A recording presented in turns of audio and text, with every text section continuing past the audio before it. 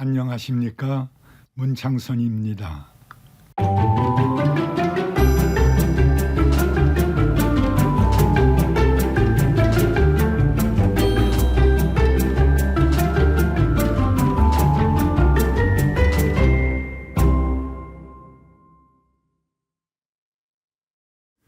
책장을 정리하다가 조동진 목사님이 쓰신 지리산으로 간 목사라는 책이 눈에 띄었습니다. 오늘은 그 책 332면 이하에서 다룬 우리 가정에 대한 이야기를 소개하겠습니다. 1951년 11월 초에 내가 산동교회를 방문하여 1년 전 산동지서 문주임이 참사에 대한 이야기를 들었다. 11월 25일 구례군 산동면 지서가 습격을 받았다. 지서는 불타고 면사무소도 불탔다. 언덕 밑에 있던 산동교회는 화재를 면했지만 이 습격으로 산동교회는 잊을 수 없는 또 하나의 비참한 죽음을 처리해야 하는 가슴 아픈 일이 생기고 말았다고 했다. 1951년 11월 25일은 산동지서 주임으로 있던 문기열 주임의 일주기 날이다. 우리는 문 주임의 이망인 김황옥 집사의 집에서 일주기 추도 예배를 드렸다.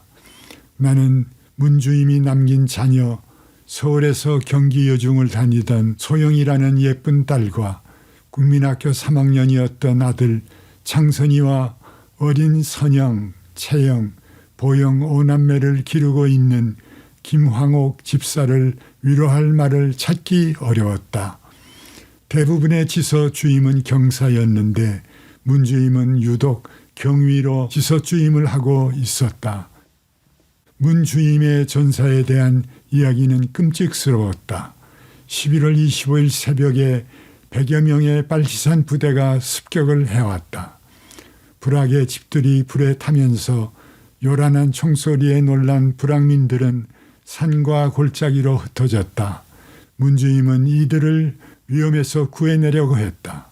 문 주임은 지서를 둘러싼 돌담 속으로 불악민을 끌어들이기에 안간 힘을 썼다. 이 광경을 본 빨치산이 기관총으로 문 주임의 온몸을 벌집으로 만들었다. 빨치산이 던진 기름 방망이의 불에 지서는 검은 연기와 사나운 불길에 휩싸이고 말았다. 지서 돌담 안에는 수많은 타다 남은 시체가 있었다. 문 주임의 아내 김황옥 집사는 만삭 중이었다.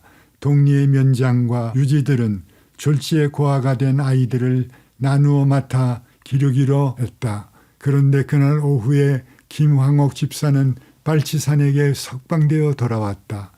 빨치산들이 왜 그녀를 놓아주었을까?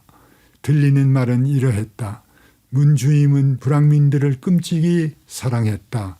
가난도 도와주고 통비 가정으로 지목된 어려운 집도 사랑을 가지고 도와주었다. 그는 이름이 경찰이지 산동면에 버림받은 민초들의 대부로 존경을 받고 있었다. 불악민과 함께 불꽃에 쌓여 죽게 될 망정 자기 목숨을 건지기 위해 피신할 줄을 모르는 사람이었다. 빨치산들은 김황옥 집사가 그러한 문주임의 아내라는 것을 알고 있었다. 그리하여 그들은 김황옥 집사를 민가에 남겨두고 지리산으로 후퇴했다. 문주임의 시체는 찾을 길이 없었다.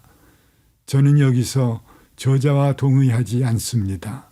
여러 시신들이 가만히 위에 눕혀져 있었는데 아버지는 반쯤 타다 남은 낯익은 겨울 밤색 반코트를 입고 계셨습니다.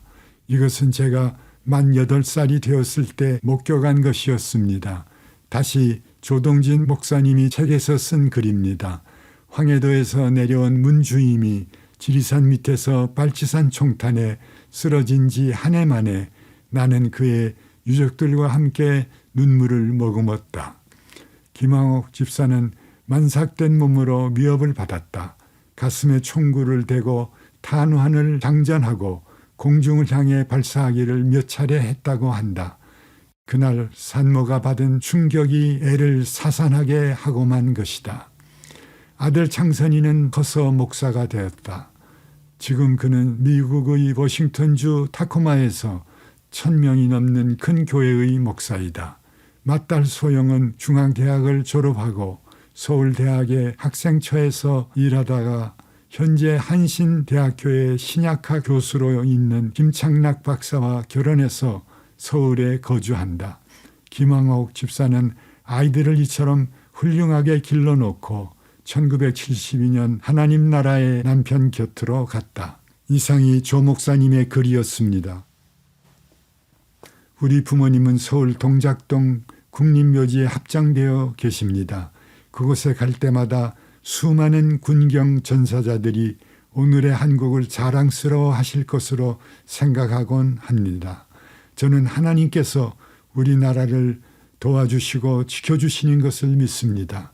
오늘을 사는 한국인들이 자유 대한민국을 꼭 지켜주었으면 합니다.